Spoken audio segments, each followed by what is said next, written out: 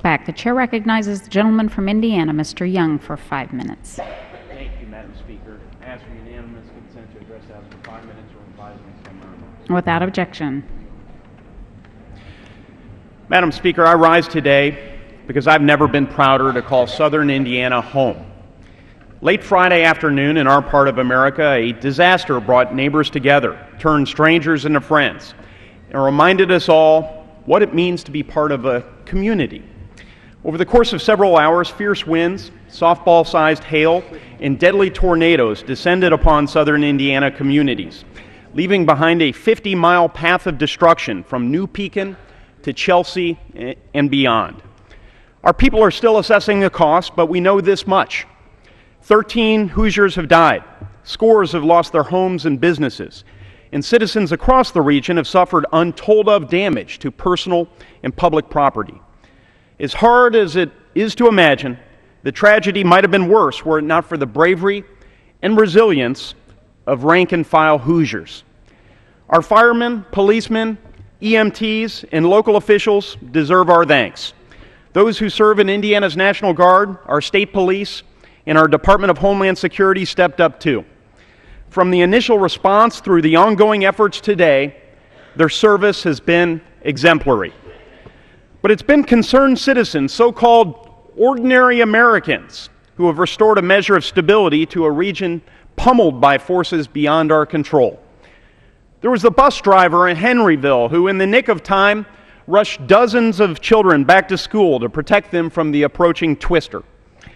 There were the EMTs off Interstate 65 who saw a woman thrown from her car and saved her from being pummeled by hail by dragging a large metal sign across the road and holding it over her. They likely saved her life. There were parents and friends and even strangers across southern Indiana who, as danger approached, took a moment to extend a hand to others and said, "Come inside. We'll find room." After the storms left their mark, Hoosiers immediately turned to accounting for loved ones and comforting neighbors.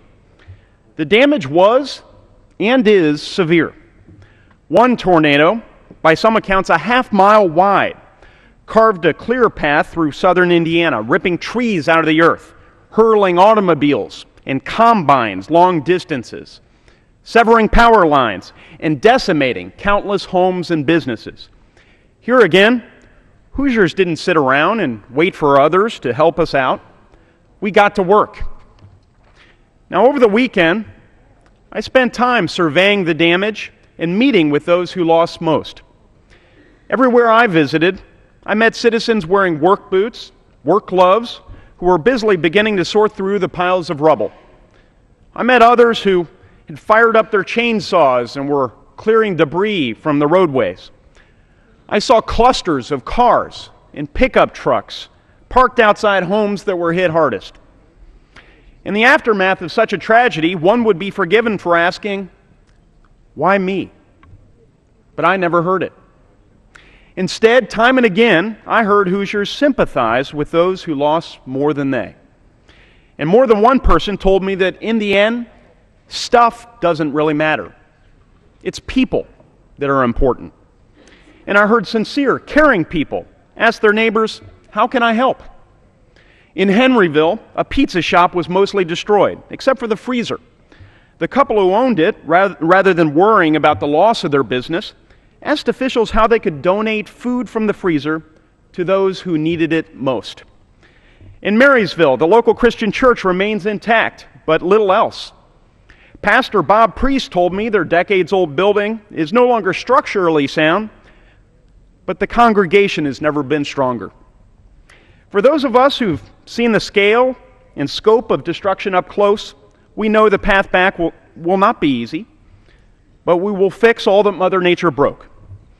And government at all levels will and must be there to help, from local authorities to the state of Indiana to our congressional offices. My staff and I in particular are eager to connect our constituents to whatever federal services and funds might be available to help them get their lives back on track.